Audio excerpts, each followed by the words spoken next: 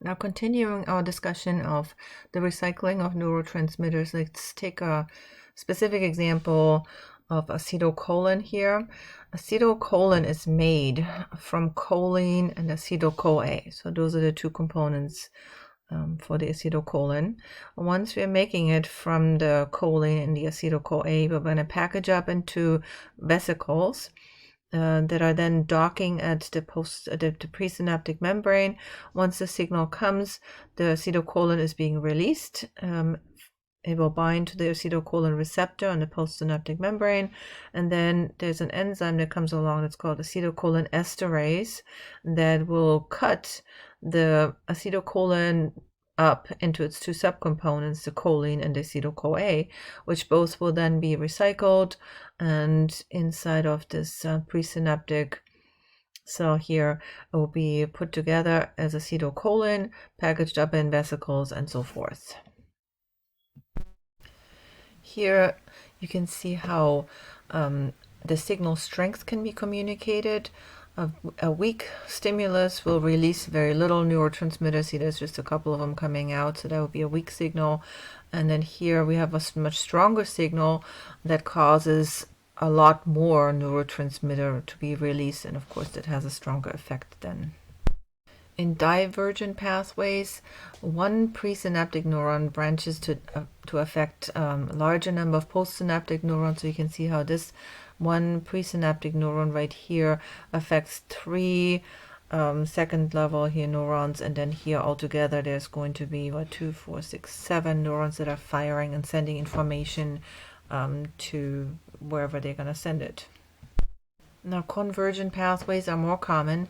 This is the scenario where several neurons here get stimulated, and their action potentials get communicated to fewer secondary neurons and then even fewer third level neurons. This happens in the retina, for example. The rods of the retina, they're very sensitive to light, and once they fire, they will send their action potentials to a much lesser number of bipolar cells, and then they will send their action potentials to an even smaller number of ganglion cells. So that's an example for a convergent pathway. Now this slide here gives you kind of an idea of the multiple inputs that our neuron has to constantly sift through and filter through and make a decision about what it's going to pass on in terms of information, what it should just ignore. Here you have a Purkinje cell, and they have this really high number of branches that you can see right there. You can tell that there's just an enormous amount of information that is being received and being processed through such a cell.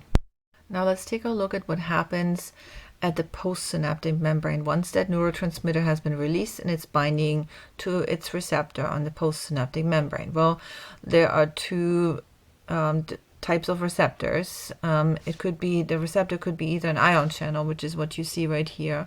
So now this ion, let's say the acetylcholine is binding here to the nicotinic type of acetylcholine receptor, and that happens to be an ion channel. Now this ion channel opens up, and then it alters the flux of ions, and now we get changes in the interior of the cell based on the flux of the ions. And the other scenario would be that the neurotransmitter binds to a Gprotein coupled receptor. It's right here. And then the Gprotein coupled receptor, while the Gprotein gets activated, it could be that the Gprotein activates an ion channel, or we can activate adenylate cyclase or phospholipase C or something else, and that usually leads to kinases that are being activated, and that then leads to a cellular response. So let's, it's kind of complicated. Let's just take it in pieces. So here, first scenario, the neurotransmitter binds to a receptor that's an ion channel. Once that ion channel then opens up or closes, actually, can both happen. Either way, the neurotransmitter will alter the flux of ions through this channel. And then let's say we have the scenario more sodium is coming into the cell. Well, then the cell is getting more positive, and that means we have an excitatory event that's known as an excitatory postsynaptic potential, or EPSP, an excitatory event. Now, if it so happens that this ion channel allows potassium ions to leave the cell, or it allows chloride ions that are negatively charged to come into the cell, well, then the interior of the cell is getting more negative. That means we're getting hyperpolarized. That means it will be harder to get the next action potential. So now we have an inhibitory or hyperpolarization event, and that's also known as an IPSP, an inhibitory postsynaptic potential, IPSP, in opposition to excitatory postsynaptic potential, where we have an excitatory event that gets the membrane closer to thresholds on a depolarization event. Now let's take a look at what happens when the neurotransmitter binds to a G-protein coupled receptor. So there are a number of things that can happen. So what if the binding of the neurotransmitter to this G-protein coupled receptor then indirectly opens an ion channel? So that can happen. Once this ion channel opens up, then we're basically in the same boat as over here, and we could be allowing the flux of different ions, and that could either lead to a it could lead to an excitatory or to an inhibitory postsynaptic potential, depending on what this ion channel allows to flux through it. Now, the other thing that can happen, of course, when you're activating a G-protein coupled receptor is that you are setting a second messenger pathway in motion. And there, let's say it's adenylate cyclase that you're activating, and you get cyclic AMP as a second messenger. Typically, you're activating kinases, you're modifying proteins, and then you get your cellular response down here. Now, here is an image of a nicotinic acetylcholine receptor. That's the type of receptor. Back up here, there will be this thing right here, this scenario right here. And so now the acetylcholine will bind to this receptor, and here the acetylcholine in green binding to the receptor, and it alters the flux of ions in this case, and it causes the muscle cell membrane to depolarize and ultimately leads to a muscle contraction. And here, this is a nice favorite picture of mine. The G-protein coupled receptors. Here is your norepinephrine binding to the G-protein coupled receptor. The G-protein gets activated once the neurotransmitter binds to the receptor. In this case, we're shooting off the alpha subunit, and the alpha subunit of the G-protein will activate adenylate cyclase, and the adenylate cyclase will take ATP and make cyclic AMP out of it. So that's the second messenger right here, and that activates protein kinases, and they could actually open another ion channel, or they can phosphorylate other proteins and activate other pathways. Here's the same picture as on the previous slide, just even bigger. And I told you I really like this very much. And this is, you will most likely find this image, this exact image, without some of the labeling, of course, in your second exam, and most likely also on the final exam. I really want you to understand this. So the norepinephrine here, the first messenger binding to a G-protein coupled receptor here. The G-protein gets activated. It shoots off the alpha subunit, which activates adenylate cyclase. And then the adenylate cyclase is an enzyme that makes cyclic AMP as a second messenger. And that will then activate kinases, typically protein kinases. They can either phosphorylate other proteins, or they can open an ion channel by phosphorylation, and then you get your cellular response. Now, we mentioned earlier that neurons typically receive multiple inputs. So here you can kind of have an idea. There are actually, this neuron has 3 input areas, receiving information from 3 other neurons. Now, let's say that's the case, and that's a simplified case right here. Let's say all 3 of these neurons that are giving input to this neuron, to this postsynaptic neuron, then let's say they're all excitatory. Then these 3 positive inputs will all add up, and it will cause this neuron to fire an action potential, because 3 strong positive inputs, that resulted in firing of an action potential. Now let's take a look at this scenario right here.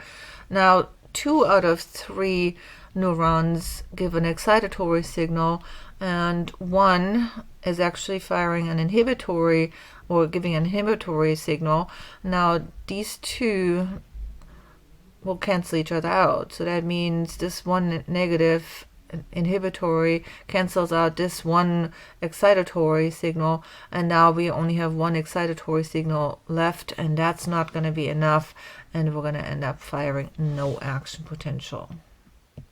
Here's another scenario where the neuron receives two small excitatory inputs. So we're getting excitatory signal A1 and excitatory signal A2, but they're too far apart, and so they weren't able to be added up. Now, if they would have been closer together, like here, they could have added up, and the result would have been the firing of an action potential. And here we have the scenario, there's an axon and it's fired, the action potential is coming down the axon, but at the axon terminal, the axon actually splits into several branches, and here we happen to have an inhibitory input from another neuron, and so the result is that no neurotransmitter will be released right here. Now here these two branches have not received an inhibitory signal, and so now here neurotransmitter is being released, and of course that leads to a response. Another scenario here would be that an inhibitory postsynaptic potential and an excitatory postsynaptic potential from these two neurons over here. So this one is inhibitory, this one is excitatory. They cancel each other out, and you don't even fire an action potential in the first place. And obviously nothing will happen at the axon terminals right here. Now, just to finish off, long-term, short-term potentiation, these are things that are being studied very heavily. So it's basically neuronal pathways that we're using often. Think of it as like cutting a pathway through the jungle. The more often you're using a certain pathway, the easier it will be to go along that pathway, and that has to do with learning and memory. There are all sorts of different things that need to be considered that would all be worth an entire course, to be honest. So it could be here, it's all related to learning, memory, depression, mental illness. There are a lot of issues. Here's a model that you'll find in your book about a long-term potentiation. The example given here is a glutamate as an inhibitory neurotransmitter, and it's being released right here and binding to two different types of receptors, the NMDA receptor and the AMPA receptor. I don't really want to get into too much detail on it, and there will be no questions on long-term potentiation on your exam. So let's take a final look here at some drugs that affect neurocontrol. There are a number of them. They're all pretty interesting, actually. Botulinum toxin, that one is a toxin that will lead to paralysis. It inhibits the release of acetylcholine, and that at the neuromuscular junction, of course, will cause that the muscle will not be receiving any signals, and so therefore there will be no muscle contraction. This is a very strong neurotoxin, and it will lead to complete paralysis. Curare prevents interaction of acetylcholine with its receptor. Pretty much similar effect here. This toxin is used, or was used, I guess, by Indians when they were going hunting. They put that on the arrow tips, and once the curare enters the animal, then they will be paralyzed, and you can just pick them up. Alpha-bungarotoxin binds to acetylcholine receptors.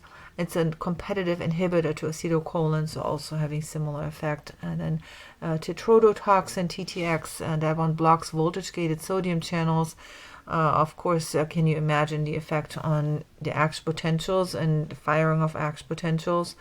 A nerve gas inhibits acetylcholine esterase, so that means it leads to a prolonged effect of acetylcholine, and therefore leads to much stronger muscle contractions.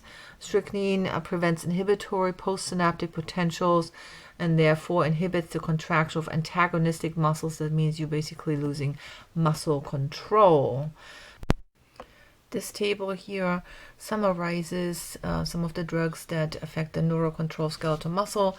Very interesting, take a look. And endogenous opioids, there's a lot to be said. Opioid receptors, endogenous opioids, we have them, and they are strong painkillers, as you might know.